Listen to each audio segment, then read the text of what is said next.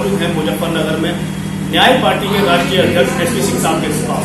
SP Singh साहब से सीधे बात करेंगे कि 2022 में जो आने वाले चुनाव हैं उन पर आखिर न्याय पार्टी का क्या रुख रहने वाला है। एसपी सिंह साहब, स्वागत है आपका। 2022 में चुनाव जो होने जा रहे हैं, लगभग आप बड़ी जितनी भी पार्टियां हैं, चाहे वो बीजेपी हो, कांग्रेस हो, समाजवादी हो या बहुजन समाज पार्टी, बड़ी बड़ी पार्टियों के सामने आपका जो रुख है कहाँ स्टैंड करता है? देखिए, हमारी नजर में बड़ी पार्टी में जिसके साथ जनता है, और जो तथाकथित बड़ी पार्टियां हैं आज जनता उनके साथ नहीं है। वो केवल कागजों पर है, केवल उनके नेता हैं, लेकिन जनता उनके साथ नहीं है।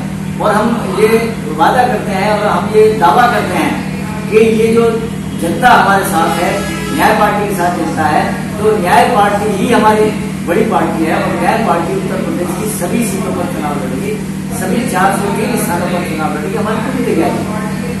आपकी जो तैयारी है वो धरातल दिखाई दे रही है। आपने आज पिछड़ा वर्ग का महासम्मेलन भी रखा हुआ है, तो लगभग कितनी पार्टियों का समर्थन आपको प्राप्त है? हमें पार्टियों का समर्थन तो बहुत पार्टियों का है। जो महागठबंधन के पीछे हुआ है, लगभग 50 से अधिक पार्टियों का, उन महागठबंधन की सभी पार्टियों का समर्थन हमें प्राप्त है। लेकिन हम जो भी ये आधार पर, जमीन पर हर पार्टी को संघर्ष करना होता है, हर पार्टी को मतदाता के पास जाना पड़ता है, हर पार्टी को जनता के पास जाना पड़ता है। तो जनता की जो समस्या होती है वे समस्याएं जनता की न्याय पार्टी आज उठा रही है। न्याय पार्टी हर गली में, हर शहर में, हर गांव में, देहात में अपने मतदाताओं की समस्याओं को एकत्रित करके उन्हें दूर करके उठाने का प्रयास कर रही है। तो इसीलिए हम ये मानते हैं कि जो हमारे साथ जनता का समर्थन हमें मिल रहा है, वो हमें अगले चुनाव में जो है, जो उन बड़ी पार्टियों का जो घमंड है, जिन्हें आप बड़ी पार्टियां कह रहे हैं, उनका घमंड पूरी तरह से टूटेगा।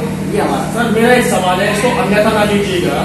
जब भी एट्रोसिटी यूपी में देखने को मिली है, चाहे वो एससी हो, एसटी हो, ओबीसी हो, किसी के साथ भी अगर एट्रोसिटी होने की बात होती है तो पिछड़े वर्ग को आगे कर दिया जाता है। जो मारपीट करने या लड़ाई झगड़ा या कुछ भी एट्रोसिटी का एक्ट होता है, वो ओबीसी वर्ग ज्यादा करता हुआ दिखाई देता है। इसके बारे में आप क्या कहेंगे?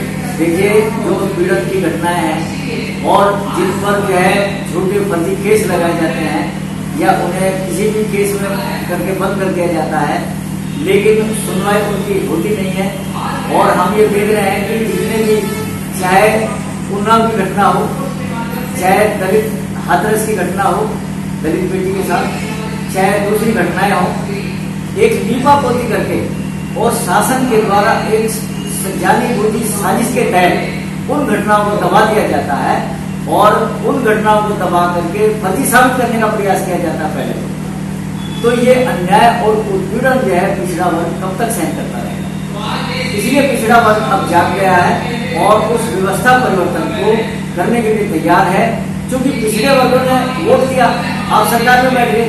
यदि पिछड़ा वर्ग जो है आपसे समर्थन वापस ले लेगा, आपको वोट नहीं देगा, तो ये जो तथाकथित आपकी बड़ी पार्टी वालों की जो लेवल है, ये उतरने में देर नहीं लगेगी। अभी आपने कहा कि पिछड़ा वर्ग जो है जाग गया है। नरेंद्र मोदी साहब जो भी अभी प्रधानमंत्री है देश के, वो भी अपने आप को पिछड़ा कहते हैं और पिछड़े वर्ग के वोटों की खातिर ही वो 2 बार सत्ता में काबिज हुए। आपको लगता नहीं होगा कि आपके साथ धोखा? देखिए, यदि धोखा ना होता तो पिछड़े वर्गों की आज जो आवाज उठ रही है और पिछड़े वर्गों की जो अपने अधिकारों को मांगने की आवाज उठ रही है, अभी प्रधानमंत्री जी ने केंद्रीय मंत्रिमंडल में 27% जो आरक्षण एक संशोधन लाए थे। आप उसमें देखिए क्या कहा गया है। उसमें कहा गया है कि 27% आरक्षण के तहत सभी राज्य सरकारों को ये अधिकार दिए गए हैं कि अपने समझ से वे कुछ और जातियां जो फिलहाल पिछड़ी वर्ग में जनरल कैटेगरी में है, उन जातियों को 671 जातियां हैं, उन जातियों को पिछले वर्गों में वो शामिल करेंगे। अब 54% के लिए आपने 27% का कोटा फिक्स किया है और 27% में भी कुछ और जातियां आप लाने को तैयार बैठे हैं। तो 27% का क्या हल होगा ये आप खुद सोच सकते हैं। क्योंकि 27% के हिस्से में 54%, वो 54% के हिस्से में 27% आता है। और आपने दलित समुदाय को, एसटी को तो संविधान बना करके संविधान से शुरुआत में ही आपने 20-22% आरक्षण दे दिया। अच्छा हुआ है, हम उससे सहमत हैं। लेकिन मंडल साहब ने जो संस्कृति की थी 54% की उन्होंने गणना की थी ओबीसी वर्ग की, उन्हें ये कहते हुए कि भाई आधा इन्हें दे दिया जाए फिलहाल, आधे के लिए बाद में बात करेंगे हम, तो उन्होंने केवल 27% में समेट दिया। तो आरक्षण 49% आपको दिया गया, लेकिन इसमें जातियां 76% कवर हुई। इसका अर्थ सीधा साधा ये हुआ कि 24% को आपने खुला छोड़ दिया 50% से ज्यादा सीटों के लिए। अब आरक्षण किसका हुआ? सर एक बड़ा सवाल यहाँ पर ये भी आता है कि जब हम 85% की बात करते हैं, 15% की बात करते हैं, एक समय ऐसा था जबकि जो आज न्याय मांग रही है, चाहे वो पूजा समाज हो, चाहे वो जाट समाज हो, चाहे वो सैनिक समाज हो, अपने आप को पिछड़े में गिनता ही नहीं था। आज क्या वजह है कि लोग जो है मांग उठाने लगे? देखिए, पिछड़े में इसलिए गिनता है कि आप ये तो कह नहीं सकते कि कोई पूरी कौम जो है वो 100% जो है सही है, या 100% उनके संसाधन, उनके रोजी रोटी के साधन सही है। एक व्यवस्था के तहत आपने कहा था कि 50% से अधिक आरक्षण नहीं होना चाहिए। ये बंदिश लगाते हुए आपने उनका आरक्षण का कोटा आधा कर दिया, लेकिन कई राज्यों में 50% की बात को तोड़ करके आरक्षण ज्यादा किया गया। और हम ये कहते हैं कि जब आर्थिक आधार पर आपने आरक्षण किया सवर्ण वर्ग के लिए, तो 10% जो आरक्षण किया वो तो 50% का कोटा तोड़ करके किया। जब आप उस 10% को तोड़ सकते हैं, 10%, तो क्यों नहीं पिछड़े वर्ग की संपूर्ण संख्या को आधार मानते हुए संपूर्ण संख्या को क्यों नहीं आरक्षण दे देता? आपको डर किस बात का है? वो अपना हिस्सा ही तो मांग रहे हैं, जितनी संख्या उनकी उतने ही तो मांग रहे हैं, उससे ज्यादा नहीं मांग रहे।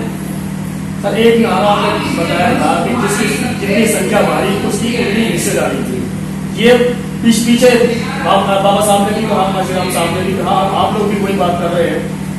लगता नहीं है कि जो आरक्षण का कोटा 49% का रखा गया था, उसको खत्म करते हुए सिर्फ जाति आधारित जनगणना के आधार पर फिर से रिजर्वेशन दिया जाना चाहिए।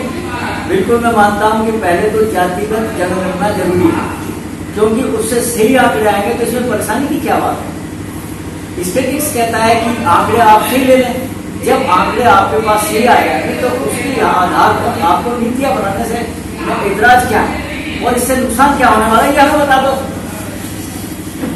जातिगत जनगणना के आधार पर जब आपके पास संख्या आ जाएगी तो उस संख्या से अब भी वो हिंदुस्तानी है, कल को भी हिंदुस्तानी रहेंगे, केवल गणना ही तो आनी है। और गणना के आधार पर आप भारत देश की नीतियां बना लेंगे तो इसमें परेशानी की क्या बात है?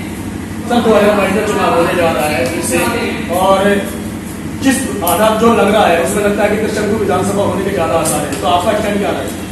हम तो ये मानते हैं कि न्याय पार्टी अपने बलबूते पर उत्तर प्रदेश में सरकार बनाएगी, क्योंकि जो हमारा मुहिम चल रहा है पिछड़े वर्ग का भारी समर्थन हमें प्राप्त हो रहा है। और हम किसी के विरोधी नहीं है, हम सवर्ण के विरोधी नहीं है, हम किसी अगली जाति के विरोधी नहीं है, हम किसी के भी विरोधी नहीं है। हमारा काम गरीब को ऊपर उठाना है, दलित को ऊपर उठाना है, शोषित और वंचित समाज को ऊपर उठाना है, चाहे वो किसी भी समाज में हो, किसी भी वर्ग से हो, किसी भी धर्म में हो, किसी भी जाति में हो। तो जितना जन समर्थन और हमें मिल रही है, पब्लिक का साथ हमें मिल रहा है, उस आधार पर हम कह सकते हैं कि न्याय पार्टी अपने बलबूते पर सरकार बनाने जा रही है उत्तर प्रदेश में, क्योंकि हम सभी सीटों पर चुनाव लड़ रहे हैं। और दूसरी बात यह है कि यदि इसमें कहीं थोड़ी बहुत इफेक्ट होती है तो जो हमारे सामाजिक न्याय से सरोकार करने वाले जो दल हैं, जो सामाजिक न्याय चाहते हैं, गरीबों को ऊपर उठते हुए देखना चाहते हैं, दलितों का भला देखना चाहते हैं, पिछड़ों का भला देखना चाहते हैं, उन्हें सामाजिक न्याय दिलाना चाहते हैं, तो वो हमारे साथ आएंगे, हम उनके साथ हैं।